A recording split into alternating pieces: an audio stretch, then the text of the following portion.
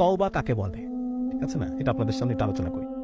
তওবাটা হচ্ছে একটা গল্প বলি আমাদেরকে, যে একজন মা, গ্রামের দিকে আপনারা জানেন যে অনেক সময় শীতের শেষে, যখন শীত শেষ হয়ে গেল, এরপরে যত চাদর কাঁথা, হ্যাঁ, এগুলো সব গরম পানিতে জাল দিয়ে শুকিয়ে ভাঁজ করে তুলে রাখা হয় পরের বছর শীতের জন্য, ঠিক আছে।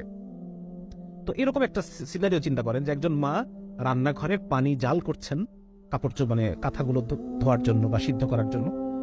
তো এমন সময় সেই মায়ের হয়তো টয়লেটের প্রয়োজন হয়েছে বা অন্য কোনো কিছুর জন্য উনি কি মনে হয়েছে উনি চলে গেছেন সে কাজটা করার জন্য। ওখানে পানি কিন্তু টকবক করে ফুটছে। এমন সময় তার 2 বছর বয়সী বাচ্চা, সে টুকটুক করে হাঁটতে হাঁটতে হাঁটতে হাঁটতে এসে সেই গরম পানির মধ্যে পড়ে গেছে, পড়ে গিয়ে মরে সিদ্ধ হয়ে বাঁচতেছে, ঠিক আছে। এখন ওই মা রান্নাঘরে প্রথম পা দিয়ে চুলার দিকে, মানে ওই পাতিলের গরম পানির যে পাতিল, সেই ডেকচি, সেদিকে তাকিয়ে এই মায়ের প্রথম ফিলিংসটা কি হবে? এই মায়ের প্রথম ফিলিংসটা কি হবে?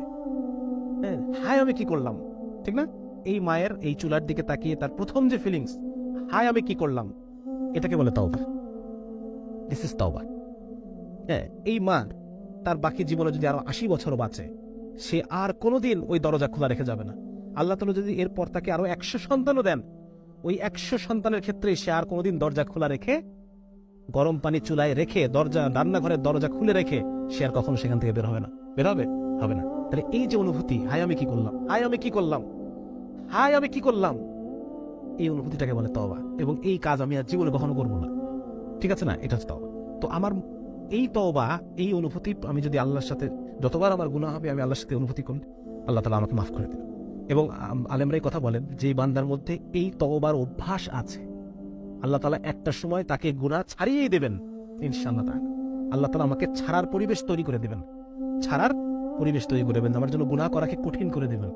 আমরা দোয়া করবো আল্লাহর কাছে, আল্লাহ আপনি আমার জন্য নেক আমল করাকে সহজ করে দেন, গুনাহ করাকে আমার জন্য কঠিন করে দেন, যেন আমি গুনাহ করতে না পারি।